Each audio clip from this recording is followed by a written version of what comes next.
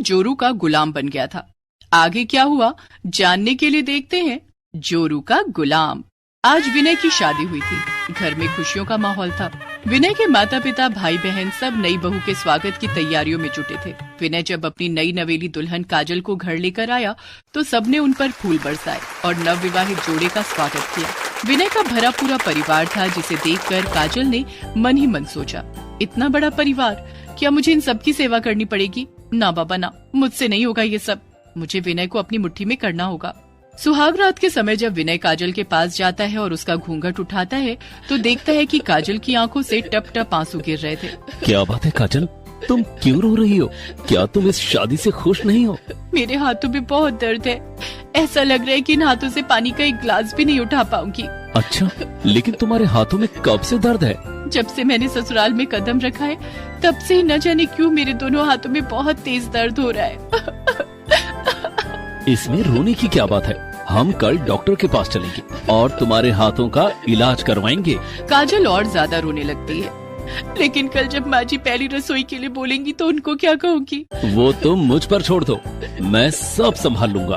विनय की बातें सुनकर काजल के चेहरे पर एक कुटिल मुस्कान आ जाती है। दूसरे दिन जब विनय की माँ रोहिणी काजल को पहली रसोई बनाने के लिए कहती है, माँ, काजल के हाथों में बहुत दर्द है, ये कुछ काम नहीं कर पाएगी। मैं तो इसे लेकर डॉक्टर के पास जा रहा हूँ। तो पहली रसोई की रस्म कैसे पूरी होगी? माँ, तुम बना लो ना, तुम्हारे हाथ के बने खाने का कोई जवाब नहीं है। और वैसे भी ये सारी रस्में बहुत पुरानी हो चुकी है माँ। अच्छा, तुम लोग खाना खा लेना, मैं काजल को लेकर डॉक्टर के पास जा रहा हूँ। विनय काजल को लेकर डॉक्टर के पास चला जाता है और रोहिणी देखती रह जाती है। तभी विनय की बहन सेजल कहती है, माँ, भैया को देखा आपने? एक ही रात में कितने बदल गए हैं। बदल नहीं गया, जोरू का गुलाम बन गया है। उधर काजल विनय को लेकर एक डॉक्टर के पास जाती है। विनय, मेरी पक्की सहेली एक डॉक्टर है, क्यों ना हम उसके पास चलें? मेरा इलाज भी हो जाएगा और मैं अपनी सहेली से मिल भी लूंगी। हाँ हाँ, क्यों नहीं, चलो। काजल डॉक्टर पारुल के पास जाती है। दरअसल काजल ने पारुल को पहले से ही बता दिया था कि विनय को क्या बोलना है। काजल के दोनों हाथों की नसें बहुत कमजोर हैं। इन पर ज्यादा जोर डाला गया तो इसके हाथों में पैरालिसिस भी हो सकता है, इसलिए ज्यादा से ज्यादा इसके हाथों को आराम दे। Okay doctor. उसके बाद काजल और विनय घर जाने लगते हैं। विनय, तुमने पारुल को ओके तो बोल दिया, लेकिन माँ जी जब मुझे घर का काम करने के लिए कहेंगी तब तो मुझे करना ही पड़ेगा ना? कैसी बात कर रही हो काजल?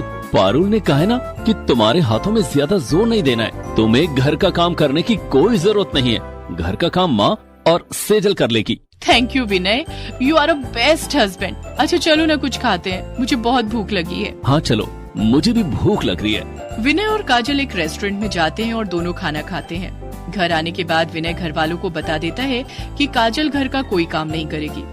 ये सुनकर रोहिणी और सेजल समझ जाते हैं कि काजल ने विनय को पूरी तरह से अपनी मुट्ठी में कर लिया है। दूसरे दिन सुबह रोहिणी देखती है कि विनय रसोई में चाय बना रहा है। अरे विनय बेटा, आज तू रसोई में, सब ठीक तो है ना? हाँ माँ, सब ठीक है। मैं काजल के लिए चाय बना रहा हूँ। भैया, एक कप चाय मेरे लिए भी बना देना। तभी विनय का भाई विजय वहाँ आता है। भैया, एक कप चाय मेरे लिए भी बना देना। विजय, चाय तो अब बन गई है, तू अपनी चाय खुद बना ले। और हाँ, माँ और पिताजी के लिए भी बना लेना। इतना कहकर विनय चाय का ट्रे लेकर अपने बेडरूम में चला जाता है और काजल को बेड टी देता है। अब तो ये रोज का सिलसिला बन गया था। विनय काजल को बेड टी देता, रोहिणी और सेजल मिलकर नाश्ता और खाना बनाते और काजल मैडम खूब ऐश करती। यहाँ तक कि विनय के कहने पर काजल के कपड़े अब रोहिणी और सेजल को धोने पड़ते थे। एक दिन, अब विनय को इन सब से अलग कैसे करूं? कुछ तो करना पड़ेगा। उस दिन काजल ने एक साजिश रची। विनय जब शाम को ऑफिस से घर लौटा तो काजल रोते हुए उससे लिपट गई। क्या हुआ काजल, क्या बात है? विनय, मुझे तो बताते हुए भी शर्म आ रही है। ये तुम क्या कह रही हो? आज तुम्हारे भाई ने मुझ पर गंदी नजर डाली। मैंने तुम्हारी माँ से जब उसकी शिकायत की तो वो मुझे भला बुरा कहने लगी। मैं अब इन लोगों के साथ और नहीं रह सकती। यहाँ मेरी इज्जत आबरू खतरे में है। काजल की बात सुनकर विनय आग बबूला हो गया। वो उसी समय विजय के कमरे में गया और उसे जोर का थप्पड़ मारा। विनय की इस हरकत से विजय को बहुत हैरानी हुई। क्या हुआ भैया, तूने अपनी भाभी पर गंदी नजर डाली? नहीं भैया, मैंने ऐसा कुछ नहीं किया। तो क्या काजल झूठ बोल रही है? निकल जा मेरे घर से। तभी वहाँ पर विनय के माता पिता आ जाते हैं। विनय, ये मेरा घर है, तुम विजय को घर से नहीं निकाल सकते। लेकिन पिताजी, आपने सुना नहीं विजय ने क्या किया है? तुमने काजल की बात तो सुन ली, लेकिन विजय को कुछ कहने का मौका नहीं दिया। तुम्हें अपने भाई पर भरोसा नहीं? ये भी तो हो सकता है काजल झूठ बोल रही हो। नहीं, काजल झूठ नहीं बोल सकती। तो ठीक है, तुम काजल को लेकर यहाँ से चले जाओ, विजय कहीं नहीं जाएगा। चलो काजल, अब हम ऐसे घर में नहीं रहेंगे जहाँ बहू की इज्जत ना होती हो। विनय उसी समय काजल को लेकर घर से निकल जाता है और किराए पर एक घर लेकर रहने लगता है। विनय और काजल परिवार की भीड़ भाड़ से दूर रहकर बहुत खुश थे। काजल को जहां अपने ससुराल वालों से पीछा छूटने की खुशी थी, वहीं विनय को भी अपने परिवार के छूटने का कोई गम नहीं था। या यूं कहें कि विनय पूरी तरह जोरू का गुलाम बन चुका था। कुछ दिन तो सब कुछ ठीक चलता रहा, लेकिन एक दिन अचानक विनय के जीवन में एक तूफान आ गया। विनय जब सोकर उठा तो काजल, मुझे कुछ दिखाई नहीं दे रहा है। कमरे में इतना अंधेरा क्यों कर रखा है? खिड़की से पर्दा हटा दो, सूरज की रोशनी घर में आने दो। विनय, दिन निकल आया है, सूरज की रोशनी कमरे के अंदर तक आ रही है और तुम्हें कुछ दिखाई नहीं दे रहा है?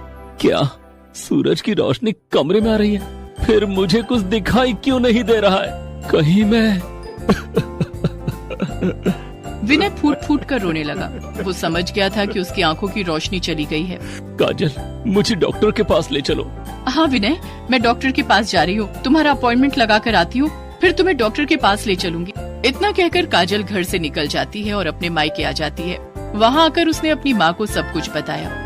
अब उस अंधे के पास जाने की कोई जरूरत नहीं है, नहीं तो तेरी जिंदगी भी खराब हो जाएगी। इधर जब काजल काफी देर तक लौट कर नहीं आई तो विनय घबराकर उसे जोर जोर से पुकारने लगा। काजल, काजल, काजल। विनय पागलों की तरह चीखने लगा और काजल को पुकारने लगा।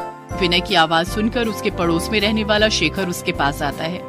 विनय शेखर को सारी बात बताता है। शेखर, क्या तुम फोन करके मेरे घर वालों को बता दोगे कि मैं बर्बाद हो चुका हूँ? हाँ विनय, तुम चिंता मत करो, मैं अभी तुम्हारे घर वालों को बताता हूँ। शेखर विनय के फोन से उसके पिता को फोन करता है और सारी बात बताता है। थोड़ी ही देर में विनय के माता पिता और भाई बहन विनय के घर आ जाते हैं। भैया, आप बिल्कुल भी चिंता मत कीजिए, आपकी आंखों की रोशनी लौट आएगी। हम आपको अभी डॉक्टर के पास ले चलेंगे।